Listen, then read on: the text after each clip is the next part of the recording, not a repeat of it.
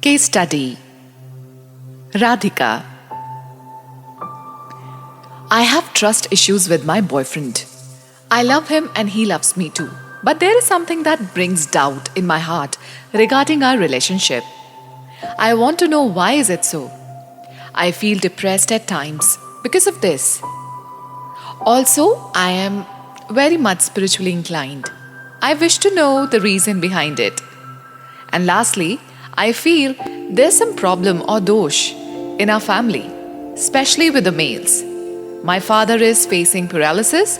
My brother has some deep rooted psychological issues. He can't control his anger. And my uncle suffered from a brain stroke.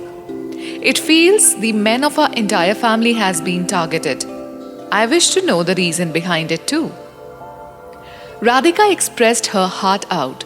She was a cute and curious little soul. So we fixed an online session to find some important answers from her past life. The session. I can see mountains.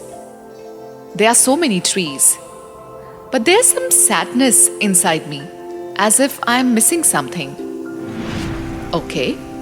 And how do you look, Radhika? Well, I'm a young boy, 13 to 14 years.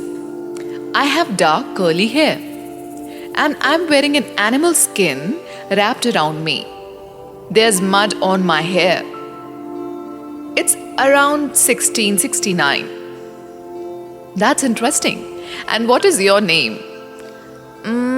Noah. It's Noah, I think. Perfect. And who else stays with you? I don't know. I feel I have an elder sister. I can see her. She's wearing some animal skin dress too. It's an ox skin. And she is like a mother to me. In the next scene, Radhika saw her tribe. Everyone is dancing in a circle. There's fire burning. And we all are dark skinned. We are African people. And it's a ritual that we all are performing. That's very interesting. Can you share more about it? Yeah, they are sacrificing some animals and requesting the rain gods to shower some rain. It's getting too hot here. I see. And what about you? How are you feeling, Noah? Well, I feel emotional. When I see these rituals, I feel strongly connected with the divine. When Radhika jumped into the next important event, she saw a flood and an overflowing river. Oh, my tribe people are calling me. There's a landslide. I think a landslide can happen anytime here. I can see. I fell down. A dry land on which I was standing, it just collapsed. It was a small cliff. Okay. Then what happens next? I can look at my body. It's floating on river. My soul is moving up. I can spot a caring white energy embracing me with so much love. It's Archangel Raphael. He has come to take me. That's lovely. And where is he taking you? To some white palace. Many higher beings are here. This is a group of white energy. They are all welcoming Noah's soul, my soul. I am so emotional right now. They all love me so much. Okay. And what did you learn from Noah's life? Well, my angels are saying that I wanted to experience emotions. But I got overwhelmed with loneliness only. I miss this place so much, my spiritual plane. I didn't want to take birth, but I had to. They are saying I could have lived by nurturing my inner happiness and not loneliness. But who asked you to take birth on earth? My two spiritual buddies. They were incarnating on earth and they encouraged me to experience an earth life with them too. So I agreed. They became birds, yellow, pretty birds. And I took birth as Noah. I used to play with them. I see. But why didn't you choose to be a bird like your friends? I had to understand what human emotions are. Human relationships are like. That's lovely. Anything you need to do in your current human birth? Yes, I need to clean the blocked emotions. I have to give motherly love to all whom I meet. When I instructed Radhika to explore her past life relationship with her current boyfriend, she saw two more lives. In one life, she saw her boyfriend was her young little baby cousin who lived in Orissa. I feel so much attached to him. I don't know how he will live without me or I without him. There is so much of motherly warmth in me for him. I see. What is his name? Rahul. It's a big family. We are staying in a village, but no one really takes care of him. He's my uncle's son. Okay.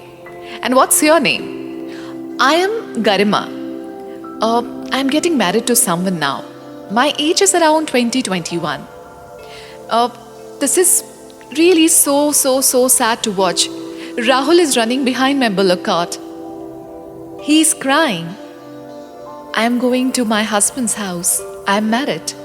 I am crying too. We will miss each other a lot. There's a deep attachment that binds us too. Radhika later saw that Rahul came to visit her when he was 18 or 19 years old. He was scared as he didn't want to marry, but his family were putting pressure on him. I can see myself counseling him. He is listening to me. And I'm happy to tell you that he agreed to get married. After a small pause, Radhika again said, I can see that I am about to die. I have got some coughing disease.